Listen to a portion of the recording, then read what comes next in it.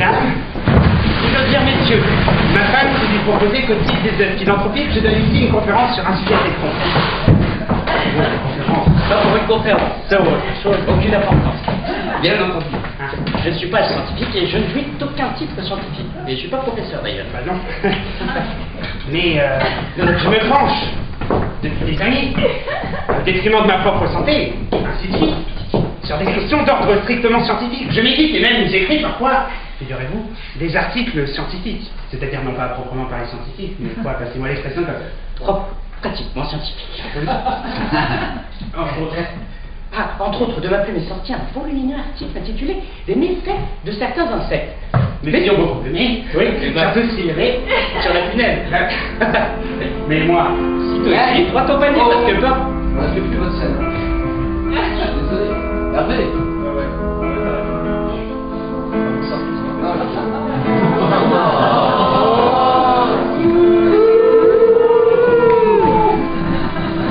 Allez. Désolé.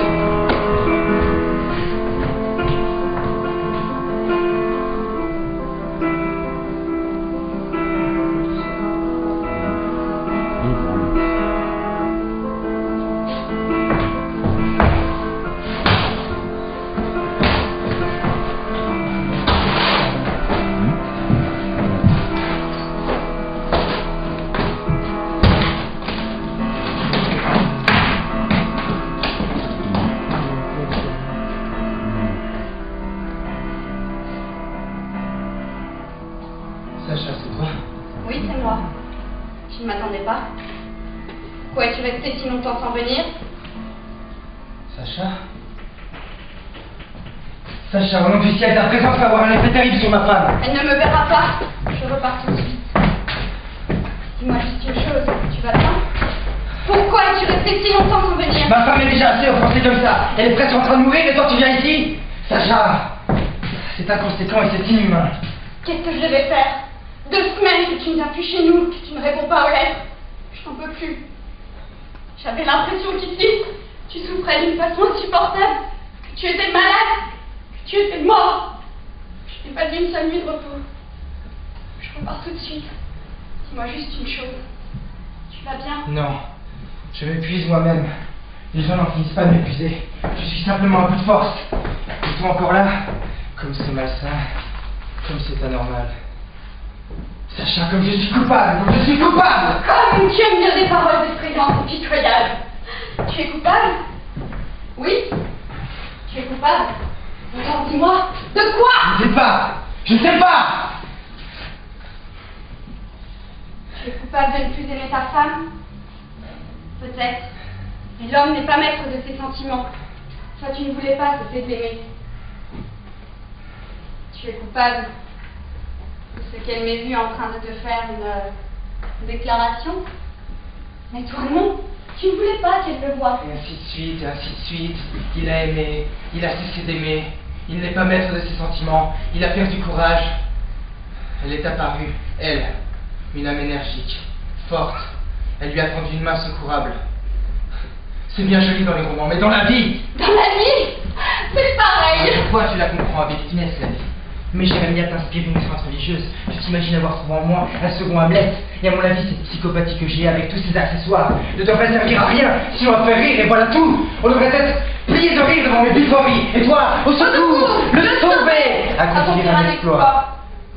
Ah, comme je m'en veux aujourd'hui. Je sens que ma tension va aboutir à quelque chose. Soit je vais casser quelque chose, soit je... Voilà! C'est justement ce qu'il faut. Casse quelque chose. Cogne ou crie. Tu es en colère contre moi. J'ai fait une bêtise de venir ici. Voilà. Révolte-toi. Insulte-moi. Mais toi, ça me fait pitié. Alors? On se met en colère? Alors? Tu me fais rire. Ah, parfait. Nous sourions, ma parole. Soyez gentils. Daignez me faire un 2e sourire. J'ai remarqué une chose. Quand tu commences à vouloir me sauver, à m'expliquer le pourquoi et le comment, ton visage, il devient mais tellement naïf. Et tes prunelles s'élargissent comme si tu regardais une comète. Attends. Tu as de la poussière sur l'épaule. Qu'est-ce que c'est que cette manière que vous avez toutes? Quand un homme est en bonne santé, fort, joyeux, vous ne lui prêtez aucune attention. Mais dès qu'il commence à se laisser rouler au bas de la pente et à pleurer misère, vous vous jetez à son cou. Quand vous prend soin d'ici peu, on ne verra plus naître que des géniales et des psychopathes. Vous dépravez la race humaine. Il y a beaucoup de choses que les hommes ne comprennent pas. Les jeunes filles aiment mieux les ratés que les chanceux, parce que ce qui les séduit toutes, c'est un amour actif. Tu comprends? Actif. Pour nous, l'amour, c'est la vie. Je t'aime. Ça signifie que je rêve à la façon dont je te guérirai de ton angoisse, dont j'irai avec toi à l'autre bout du monde. Toi, tu gravis une montagne. Moi, je gravis la montagne. Toi, tu tombes dans un ravin. Moi aussi, je tombe dans un ravin. Pour moi, par exemple, ce serait un grand bonheur de rester éveillé à longueur de nuit à ce que personne ne se réveille. Je me souviens, il y a 3 ans, une fois pendant le battage, tu es venu chez nous, tout couvert de poussière, épuisé. Tu as dormi 12 heures chez nous. Et moi, tout ce temps-là, je suis restée derrière la porte. J'ai monté la garde pour que personne n'entre. Et je me sentais si bien. Plus il te demande de peine, plus l'amour est fort.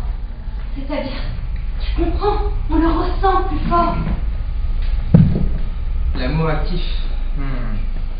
C'est de la perversion, ça. Une philosophie de jeune fille. À moins peut-être que ça ne doit être comme ça. Va savoir. Sache la parole d'honneur, je suis un homme bien. Réfléchis un peu. J'ai toujours aimé philosopher. Mais de ma vie, je n'ai dit, les femmes sont dépravées ou cette femme s'est engagée sur la mauvaise voie. Je te jure, j'ai toujours été reconnaissant. Toujours. Ah, ma petite. Ma gentille. Comme tu es amusante. Comme tu es drôle. Et moi, quel but tort ridicule je fais. Je trouble les bons chrétiens. Je pleure misère à longueur de journée. Mais maintenant, Sacha, nous nous sommes oubliés. Oui, il est temps d'y aller. Adieu. Écoute-moi. Maintenant, va voir ta femme. Reste avec elle. Reste-y. Reste-y. S'il faut que tu restes 1 an, reste 1 an. 10 ans, reste 10 ans. Fais ton devoir. Ne sois pas malheureux. Demande-lui pardon et pleure. Tout ça, c'est ce qu'il faut. Et surtout, n'oublie pas ce que tu as à faire. Ça me reprend cette sensation d'avoir fait une indigestion d'un mané que tu mouches. Bon, que Dieu te protège. Tu peux ne pas du tout penser à moi.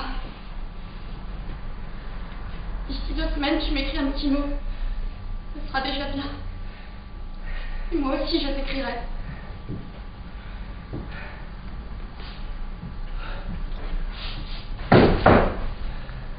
Et Nicolas Alexeyevitch, je peux? Je m'en vais. Je m'en vais. Je m'en vais. Je m'en vais. Je m'en vais. Vision céleste! Je venais pour de la prose et me voici avec de la poésie. Tu es venu comme oisillon au du jour. Tu es venu comme oisillon au du jour. Ah, quelle femme! C'est vraiment... Elle a quelque chose, un truc que les autres n'ont pas. C'est vrai, non, Nicolas? Exact. La fiancée la plus riche de tout le district. Bon, à sa mort, tu viendras à la petite Sacha, mais en attendant, tire 4 ans. Il y en a une dizaine de mille, un fer à repasser, un fer à pisser. Elle voudrait même qu'on lui baisse les pieds.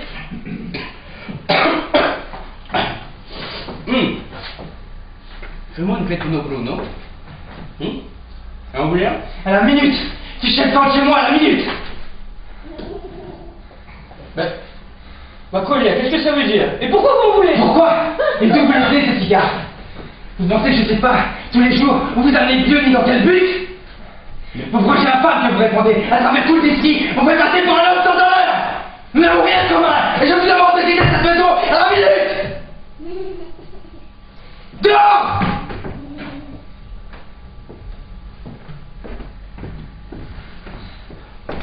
Je sais pourquoi vous dites ça, parce que vous êtes énervé. Alors insultez-moi tant que vous voulez, je ne dirai rien. Mais la mélancolie, Nikolai. Mais la mélancolie. Vous n'êtes plus en collégien, hein? Qu'est-ce que je vous ai dit? Vous vous moquez de moi? Ouh. Un appétant, je m'en vais.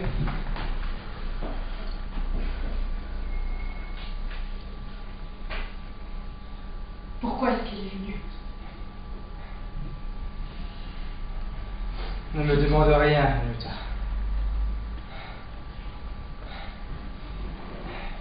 Trouve-moi le châtiment que tu voudras. Je suis profondément coupable. Je supporterai tout. Mais ne me demande rien, je n'ai pas la force de parler. Pourquoi est-ce qu'elle était ici? Alors voilà comment tu es. Un homme ignoble, sans honneur. Tu te souviens? Tu es venu. Tu m'as fait croire que tu m'aimais. Je t'ai cru. J'ai quitté mon père, ma mère, ma religion. Et je t'ai suivi. Et tu mentais quand tu parlais. La vérité et du bien de tes nobles projets. Je croyais chaque mot que tu disais. Anita, je ne t'ai jamais menti. J'ai vécu avec toi 5 ans. Je me rongeais. J'étais malade à l'idée que j'avais trahi ma religion. Et je t'aimais. Je n'ai pas cessé une seule seconde de t'aimer. Tu étais mon idole. Et quoi? Pendant ce temps, tu mentais, tu me trompais de la façon la plus cynique. Anita, je ne t'ai jamais menti. Il m'est arrivé de me tromper, c'est vrai. Mais de ma vie, je ne t'ai pas menti. Ça, tu n'as pas le droit de me le reprocher. Maintenant, tout est clair. Tu m'as épousée en pensant que mon père et ma mère me pardonneraient et qu'ils me donneraient de l'argent. Tu pensais ça? Lucien, Anita, de mettre à ce point ma patience à l'épreuve. Et toi? Quand tu as vu qu'il n'y avait pas d'argent, tu as changé de tactique. Maintenant, je me souviens. Et je comprends. Jamais tu m'as aimé. Jamais tu m'as été fidèle. Jamais! C'est un mensonge. Dis ce que tu veux, mais ne m'offense pas avec des mensonges. Un homme ignoble, sans honneur. Tu dois de l'argent à l'EPNF.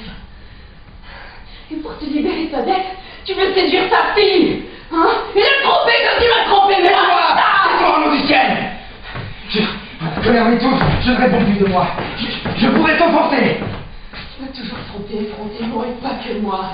Toutes tes actions malhonnêtes, tu les mettais sur le compte de Borkin et maintenant, je sais qui est bien. Tais-toi, au nom du ciel! Bah attends, sinon, il y a quelque chose en moi qui me pousse à te dire des mots terrifiants, des offenses. Tais-toi, ta lupine! Non, je ne te tairai pas. Tu m'as trompé trop longtemps pour que je puisse me taire. Alors tu ne te tairas pas, au nom du ciel. Vas-y, va tromper la fille de Genève. Alors apprends-le, apprends-le que tu vas bientôt mourir. Le docteur m'a dit que tu allais bientôt mourir.